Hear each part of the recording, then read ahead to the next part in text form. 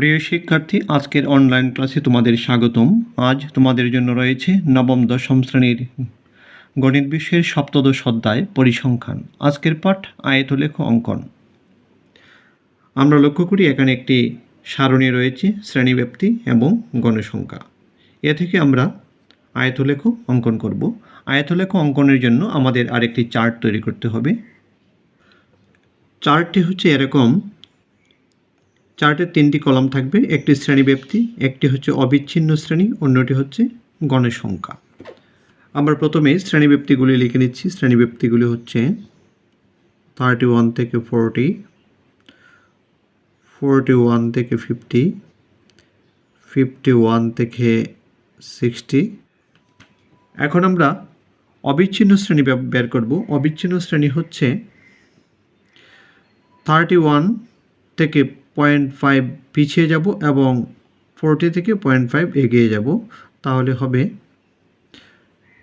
এটি হবে 30.5 টু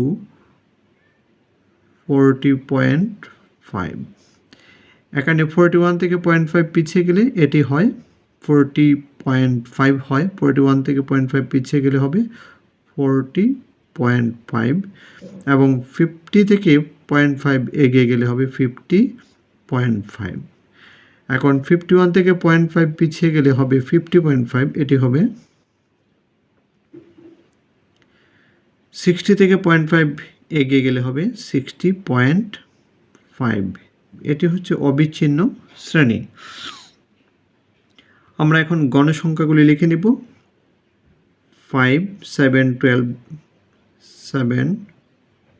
15, 8, 6। আমরা গণসংখ্যা লিখে নিয়েছি। এভাবে আমরা চার্টটি পূরণ করব। এখন আমরা সেই চার্ট থেকে আমরা আয়তলেখ অঙ্কন করব ছক কাগজে। ছক কাগজে আয়তলেখ অঙ্কনের জন্য আমরা ছক কাগজে নিচের দিকে একটি এক্স অক্ষ স্থাপন করব আর উপর দিকে একটি ওয়াই অক্ষ স্থাপন করব। আমরা এক্স অক্ষ একটি রেখা অঙ্কন করি।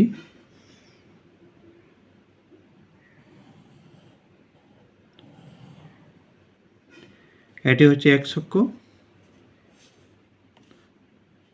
বাম দিকে আমরা আরেকটি অক্ষ অঙ্কন করব, এটি হচ্ছে ওয়াই অক্ষ। আমরা মার্কিং করে ফেলি।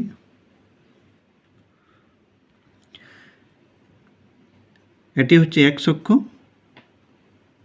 দুই অক্ষ যেখানে মিলিত হয়েছে সেটি হচ্ছে মূলবিন্দু, আর এটি হচ্ছে ওয়াই অক্ষ। আমরা এখানে লিখতে পারি এটি ওয়াই অক্ষ। এখন আমরা এক্স অক্ষ বরাবর শ্রেণীর ব্যাপ্তির অবিচ্ছিন্ন শ্রেণী ব্যাপ্তির আমরা এখানে স্থাপন করব এবং ওয়াই অক্ষ বরাবর আমরা গণসংখ্যা স্থাপন করব। অবিচ্ছিন্ন শ্রেণী হচ্ছে 30.5 থেকে 40.5। তাহলে আমরা মূলবিন্দু থেকে কিছু দূরে যে কোনো একটি পয়েন্টকে আমরা 30.5 ধরব। 30.5 আমরা লিখে নিচ্ছি 30.5। 5 গড় অন্তর অন্তর আমরা 40.5, 50.5, 60.5কে আমরা স্থাপন করব।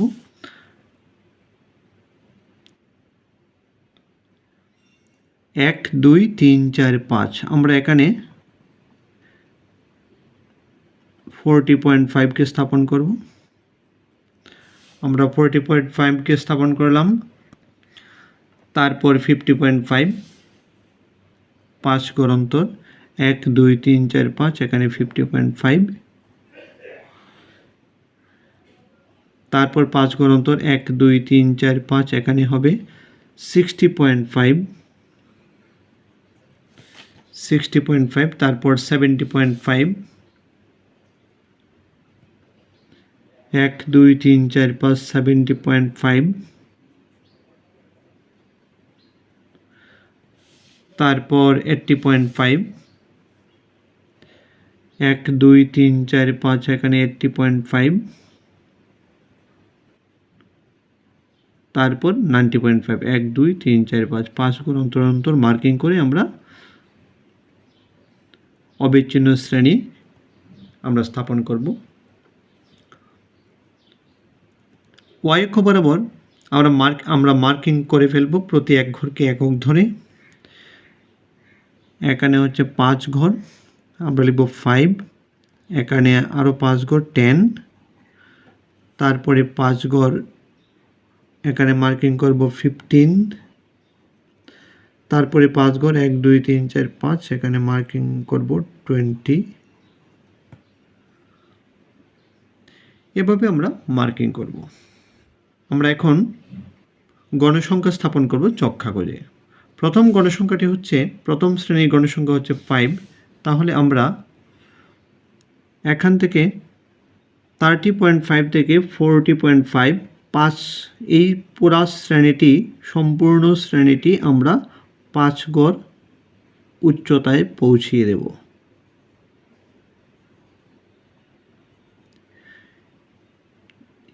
অর্থাৎ এই শ্রেণীটিকে আমরা 5 গড় উচ্চতায় পৌঁছে দেব।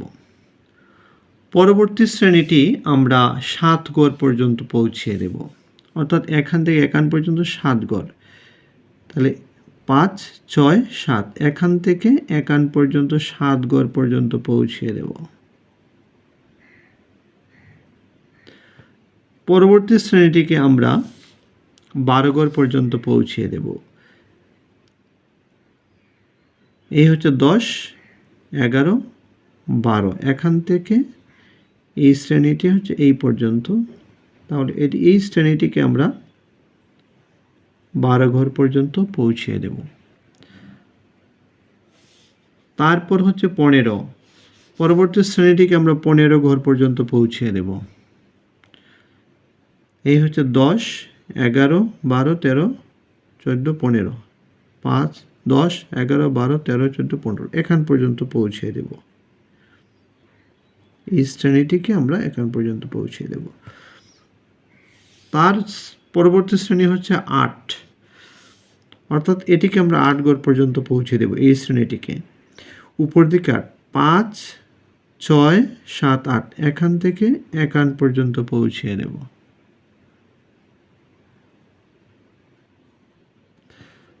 পৌঁছে দিলাম। তারপরে পরবর্তী শেষ শ্রেণীটিকে আমরা 6 ঘর পর্যন্ত পৌঁছিয়ে দেব। 6 ঘর লাস্ট শ্রেণী, এখান থেকে এখান পর্যন্ত 6 ঘর। এই হচ্ছে 5 ঘর, এই হচ্ছে 6 ঘর, এখান থেকে এখান পর্যন্ত এই শ্রেণীটিকে আমরা পৌঁছে দেব। এখন প্রত্যেকটি লাইন থেকে আমরা একটি আয়তক্ষেত্র অঙ্কন করে ফেলব স্কেল দিয়ে।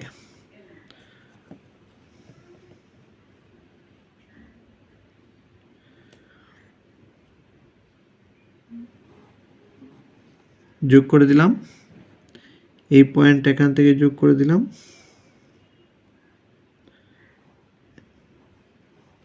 একটি আয়তক্ষেত্র হয়ে গেছে। এখন এখানে যোগ করে দিলে আরেকটি আয়তক্ষেত্র হয়ে যাবে। একটি আয়তক্ষেত্র হয়ে গেছে, এটিকে উপর দিক পর্যন্ত পৌঁছে দেব।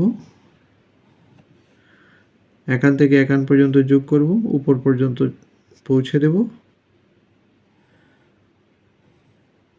যোগ করলে প্রত্যেকটি আয়তক্ষেত্র হয়ে যাচ্ছে। এখান থেকে এখান পর্যন্ত যোগ করে দেব স্কেল দিয়ে, তখন একটি আয়তক্ষেত্র হয়ে যাবে। এখন এখান থেকে এখান পর্যন্ত স্কেল দিয়ে পৌঁছে দিচ্ছি।